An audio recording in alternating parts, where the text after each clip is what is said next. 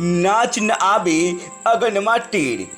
कभी अकेले चुनाव लड़ने की हिम्मत नहीं हुई, हमेशा सहारा लेकर सदन तक पहुंचे और आज चले हैं दावा करने, और वो भी उस दलित समुदाय का जिसके लिए उन्होंने क्या किया ये जग जाहिर है। उंगली भी उठा रहे हैं उस चिराग पासवान पर जिन्होंने इनकी चुनावी जीत में अहम रोल अदा किया। कितना समय बीता है, लोकसभा चुनाव हुए, चिराग पासवान घूम घूम कर मांझी के लिए वोट मांग रहे थे। मांझी भी तब अन्य नेताओं के मुकाबले सबसे ज्यादा चिराग की ही अपने क्षेत्र में डिमांड कर रहे थे। चिराग के लिए तब वो बड़ी बातें करते थे, लेकिन आज देखिए इसी को कहते हैं स्वार्थ का अंधा होना। मांझी आज कह रहे हैं कि चिराग स्वार्थी है, चिराग दलितों का भला नहीं चाहते। हो सकता है कि विचार नहीं मिलते हों, हो सकता है कि चिराग का तर्क गलत हो, लेकिन मांझी ने चिराग के लिए जिन शब्दों का इस्तेमाल किया, क्या उस स्वार्थ के वश में बोला गया नहीं लगता? भला बताइए, चुनाव में जीत के लिए चिराग का सहारा चाहिए और चुनाव में जीत के बाद आपको वह इंसान स्वार्थी लग गया। वाह मांझी जी वाह! बताइए मांझी जी, चिराग ने आपके क्षेत्र में तो घूम घूम कर प्रचार किया, लेकिन आपने हाजीपुर में कितना समय दिया चिराग के लिए? जब आपके गया में चुनाव हो रहा था तब तो आप चिराग को बड़ा नेता बताते थे, तो आज चिराग स्वार्थी कैसे हो गए? आपने चिराग के लिए कितना वोट ट्रांसफर कराया, क्या आप ये बता सकते हैं? दरअसल बिहार में हमेशा ये सवाल उठता रहा है कि दलितों का नेता कौन। सबके अपने दावे प्रति दावे, हालांकि फिलहाल दो ही चेहरे दिख रहे हैं और वो हैं चिराग पासवान और दूसरे जीतन राम मांझी। हालांकि बीजेपी के जनक राम और राजद के शिवचंद्र राम भी खुद को होड़ में बनाए रखने के लिए हर जतन कर रहे हैं, लेकिन मीडिया की सुर्खियों में दोनों जगह नहीं बना पा रहे, क्योंकि जिन पार्टियों में दोनों नेता हैं वह अन्य नेताओं के चेहरों के आगे इनकी पहचान दब के रह गई है। वहीं चिराग और मांझी केंद्र के दो मजबूत मंत्री हैं। SC/ST पर सुप्रीम कोर्ट के फैसले से पहले दलितों के एकमात्र नेता चिराग पासवान ही थे, लेकिन कोर्ट के फैसले के बाद मांझी ने इस समुदाय पर अपना दावा फिर से जता दिया है।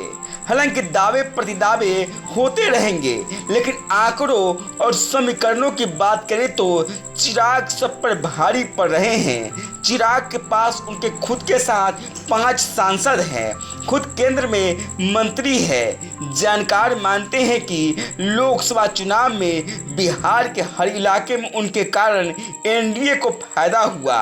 हर नेता चिराग की डिमांड कर रहा था। साथ ही देश के सबसे मजबूत नेता मोदी और अमित शाह चिराग को अपने साथ बनाए रखने के लिए खुद पहल करते रहे। वहीं मांझी अकेले सांसद है। हालांकि बिहार में उनकी पार्टी के 4 विधायक हैं। बेटे संतोष सुमन बिहार सरकार में मंत्री है। अगर दलितों पर पकड़ की बात करें तो ये सर्वविदित है कि चिराग को पासवान समाज अपना नेता मानता है, लेकिन लोकसभा चुनाव में वो पूरे दलित समाज के नेता बनकर उभरे हैं। पासी समाज के शामवीर चौधरी को समस्तीपुर से टिकट देकर वो पासी के भी नेता बन गए हैं। साथ ही बिहार के तमाम दल दबी जुबान से उन्हें दलितों का नेता मानता है।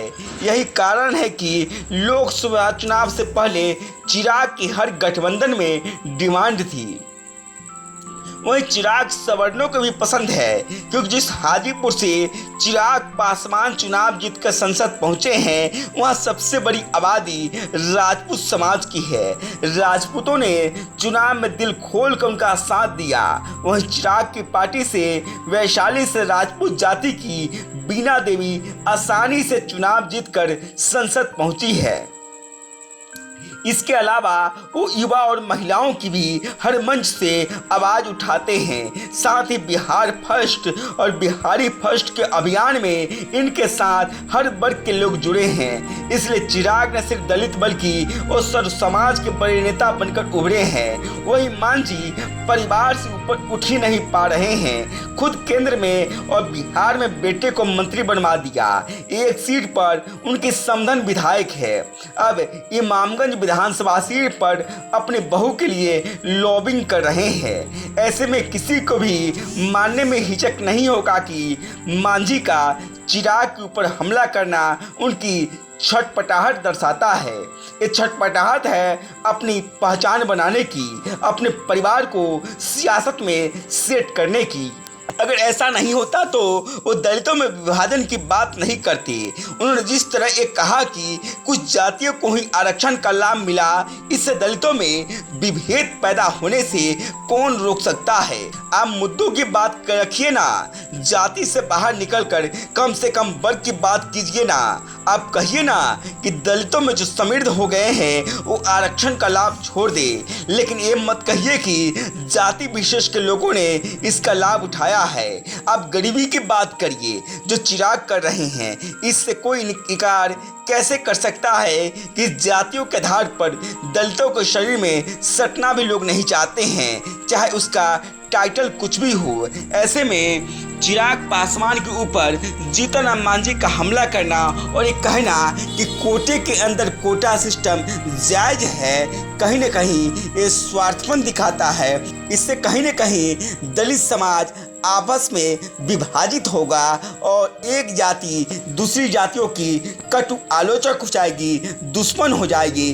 कहीं न कहीं इससे दलित समाज की ताकत कमज़ोर होगी और वो जो बराबरी का दर्जा पाने की आवाज़ बुलंद करते रहे हैं उसको ठेस लगेगा। गांव तक बिहार की रिपोर्ट।